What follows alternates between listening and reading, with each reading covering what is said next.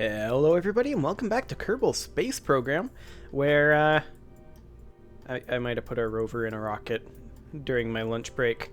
So that's a thing that happened. So this is basically a standard Snedgus Mark V rocket here. I quad-coupled the boosters. We'll see how that actually goes. I added on an extra X232 fuel tank. Both of these do not have oxidizer in this stage. And we have an atomic rocket motor for our maneuver stage. So that could get, exciting in terms of extremely long burn times. We may do that in between episodes. And then we've got the actual rover in here. It is elevated by a modular girder segment that will then be decoupled here. Now, one thing I have not tested is which side the decoupler sticks to. Generally, well, I guess we'll find out. I don't think the decoupler will cause any problems with our radiator panel here, which fits nicely inside of it. I've tried putting this on the pad. It doesn't immediately blow up, so hopefully that's a good sign.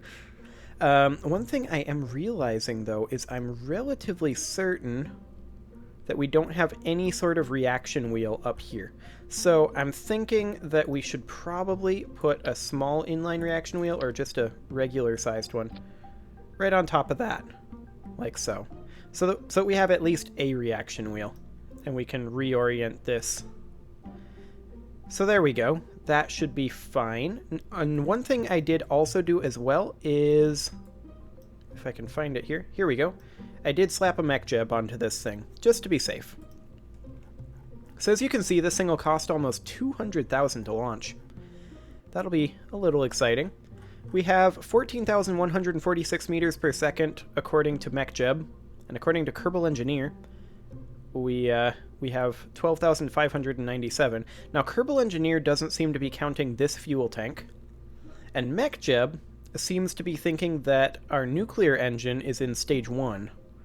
So both of these tools appear to be confused, and I'm not sure which one is actually correct. So we're going to check here for MOHO. Okay, our thrust to weight should be just fine.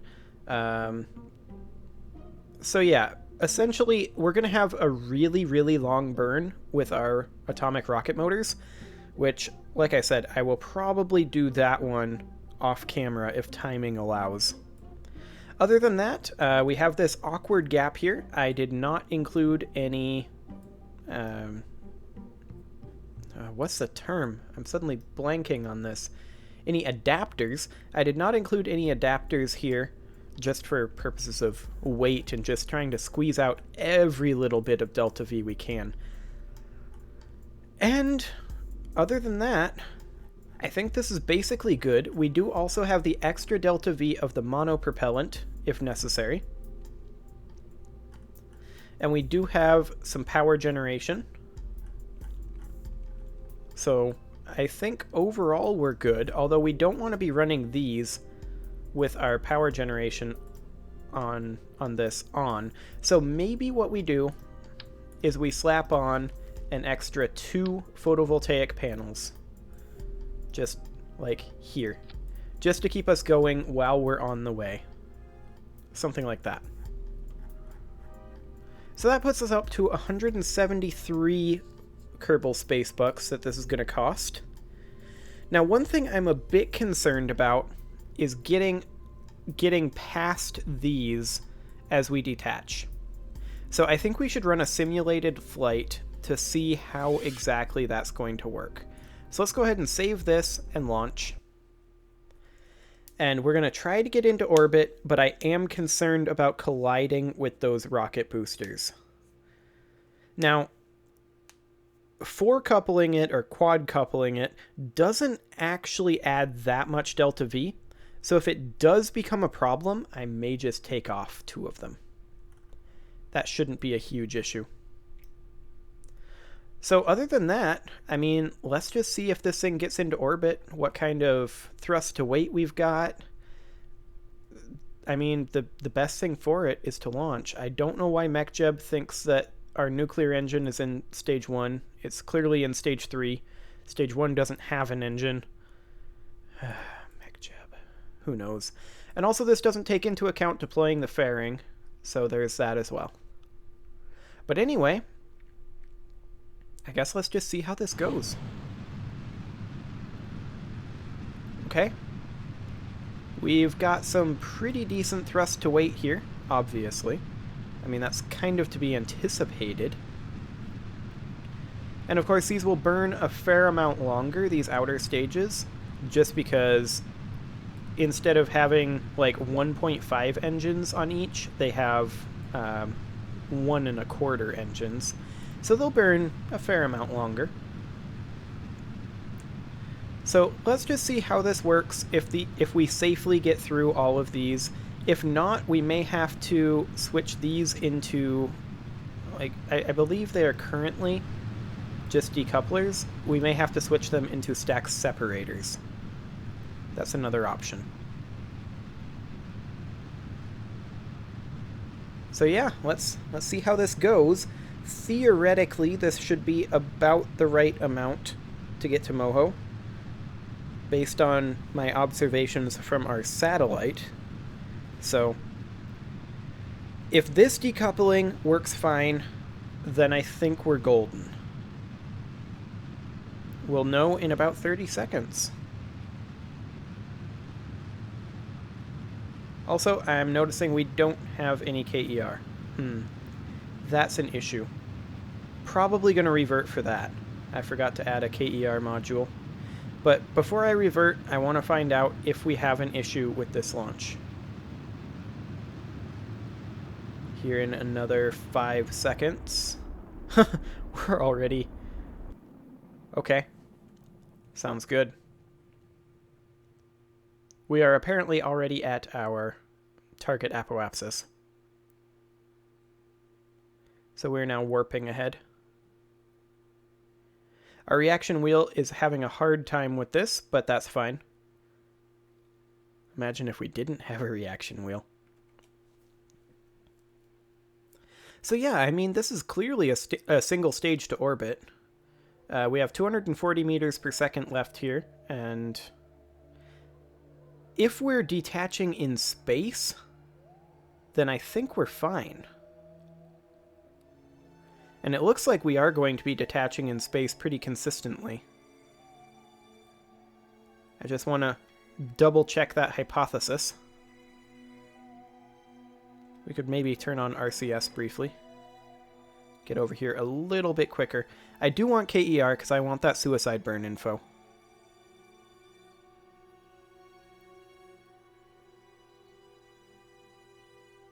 That's essentially all we would need it for.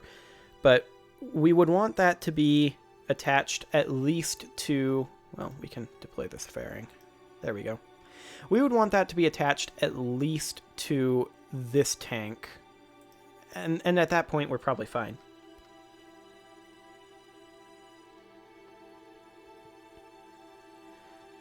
So we'll be making this burn. I mean, we're going to warp to this burn quite soon. Right now, specifically. So it looks like this gets into orbit. That's fine. And then we detach.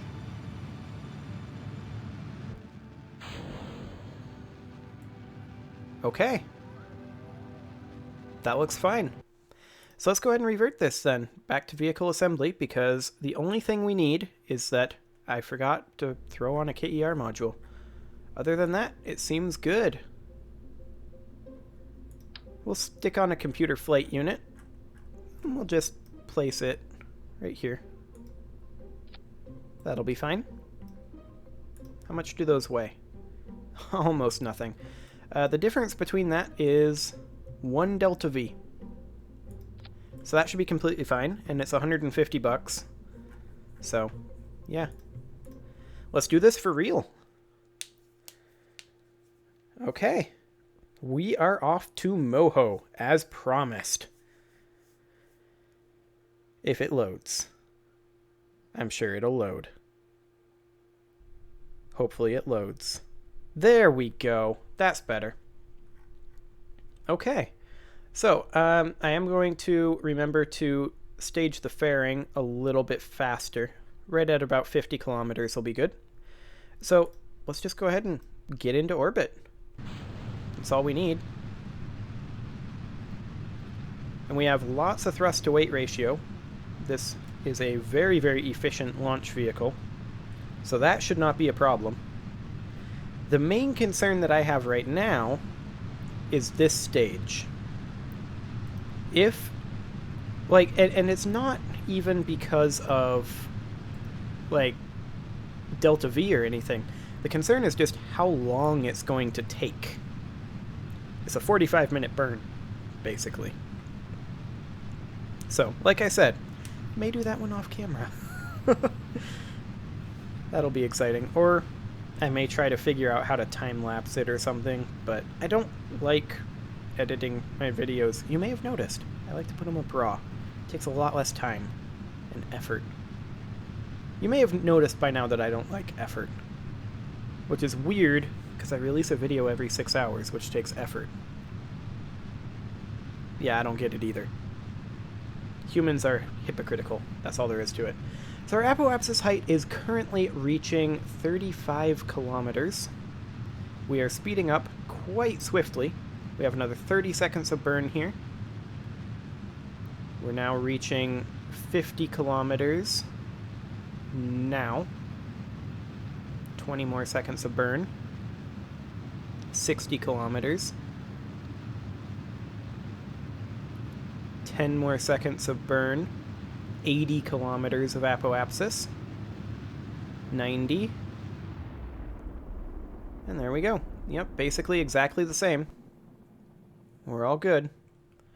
Gonna toggle on RCS real fast to help control this. There we go. We're at 50 kilometers. We'll get rid of our fairing so that we don't have to carry that anymore. How are we doing on electric charge? Oh, we're fine. We will be A-okay on electric charge because we will have a very large amount of sunlight very soon. Let's go ahead and turn RCS on a bit while we head on over. There we go. And now we're braking, but that's fine. I will manually do this. There we go. Manually stopped our rotation via a time warp. It still feels kind of like cheating, but it really isn't. So this is pretty much officially a single stage to orbit right here. I mean, sure, we're going to jettison this, but we get this thing up to 100 kilometers before we jettison. Those are on suborbital, sure, but this is a fresh stage right now with a mainsail behind it. Like, we have 2 minutes of mainsail burn. It's kind of intense. So, we need to get into an orbit around Kerbal rather than around Kerbin. That is, of course, the star in the Kerbal system. So we need to get around Kerbal. We need to break the gravitational influence of Kerbin. So that'll be a little exciting. We are now in orbit. We have 1 minute and 32 seconds of burn here. Most of our burn... See, what is this stage 2 burn? I don't know what MechJeb is even doing here. I mean, is that supposed to be this? Up here? Because we have more than 304 meters per second there, MechJeb. I don't know what's happening anymore. Anyway, we need to go ahead and get off of the Kerbin sphere of influence. So, where am I? There we go. So, at the periapsis, well, which way is Kerbin going? Kerbin is going this way. So we kind of want to accelerate with it. So at the apoapsis, let's just start pushing out. Until we are... Wow, this is really laggy all of a sudden. Until we are essentially home free. Something along the lines of About here. This is about ideal. Okay. We'll have MechJeb execute this one. And we just want to execute next node. There we go. Our reaction wheel will eventually turn us. But let's just use RCS. It'll be fine. That's why we have the RCS. Once we ditch this stage, it'll be a lot easier. I'll go ahead and turn off the RCS now. And we are slowly reorienting. Ish. Slowly-ish. Now that didn't change our trajectory much, did it? I mean, if it did, that's fine. It's completely fine. We are currently on trajectory to hit our maneuver node momentarily. So that is great. We have 1.5 minutes of burn left with a mainsail. 1.6 thrust to weight ratio. So that'll get us to where we need to go. Almost 2,000 delta V. And then we're going to have some very, very lengthy burns indeed with this atomic motor, because our thrust to weight on that thing is pretty pitiful. But that'll be fine. That'll be completely fine. Okay, let's go ahead and freeze our rotation there so that MechJeb can actually start warping up. And we will be in sunlight momentarily, and we are right now. Excellent. So now our electric charge is going back up, which is good. Hopefully we don't destroy our transmitter, because that would be really, really bad. We do have a connection right now, and a very solid one, and we should remain with a decent connection. We may have to extend our antenna at some point, which is, of course, actually currently extended. That's intriguing. And looks like it did also extend our photovoltaic panels over here, which we probably don't want to be extended right now. So as soon as this time warp is over, I'm going to go ahead and de-extend these. Apparently I can't. Maybe Smart ASS is stopping it. But let's go ahead and retract this antenna for now and see what that does. Okay, we've still got full probe control. Excellent. That'll be fine for now. We don't appear to be able to re-retract these, and I think that's by design. I think these ones can't be retracted, if I recall correctly. So that's going to be a little interesting. I guess we hope that our jets are angled enough. We'll find out. I mean, if worst comes to worst, we do have some backup options, so there is some of that. Well, we've burned off nearly half of our mainsail. Well, over half of our mainsail. That was almost half of our remaining mainsail. And there we go. Go ahead and go into kill rot mode for now. We actually need to be burning a little bit more. There we go. Excellent. So, I guess we just warp straight on to the Kerbal escape. And off we go. Another 15 days. That won't be too long. Now we could do a mystery goo observation. It's a terrible, terrible idea. Let's see here. Let's extend this antenna now. There we go. Now we have a connection again. I was a little worried there that we wouldn't be able to extend the antenna. But theoretically, between the probes in the Kerbal system over here and the satellite around Moho, we should pretty much always have a connection-ish. So I think we'll be fine in that regard. Okay, we are currently still a little ways from our escape, 46 minutes to be precise, so we're going to go ahead and warp ahead directly to that. We're still a minute away. We're going to go ahead and warp directly to our escape.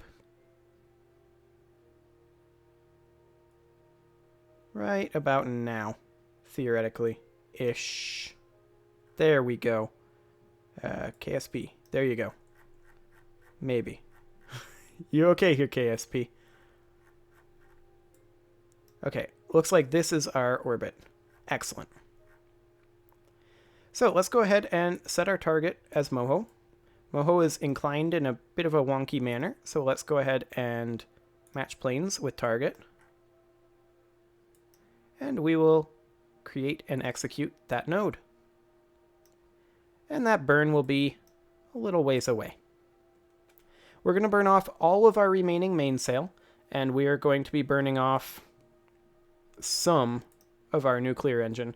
Like, it's going to take a while to burn off that nuclear engine. Let's go ahead, actually, and do some of our... We can do a temperature scan here and an atmospheric pressure scan here. And then we can go ahead and transmit that right on back. If I can click on the antenna. There we go. Transmit that data. How are we doing on our electric charge? It's all good. There we go.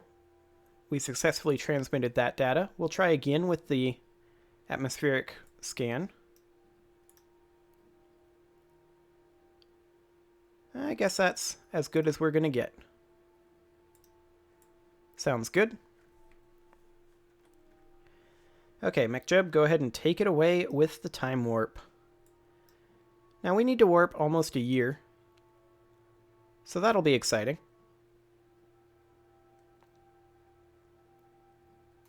One thing that this game does not have that I kind of wish it had is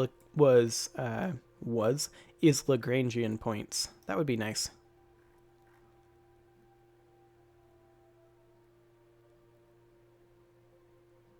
Also, I really hope that this that this transmitter can go far enough. It'd be really awkward to lose connection out here. Really awkward indeed. But we're still at 98% signal strength. So I think we're going to be okay, because we're going to be getting closer to Moho pretty soon.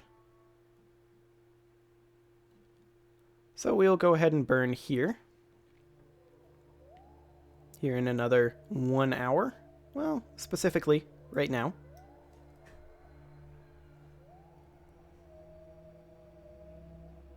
I mean, specifically right now, but, you know. I mean, specifically right now, but, you know.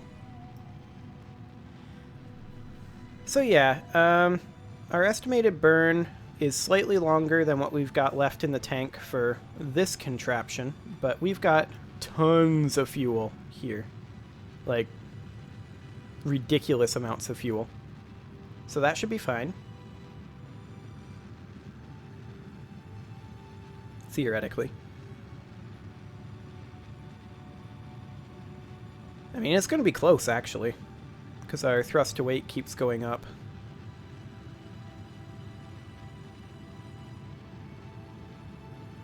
But not quite enough left in the tank, I think.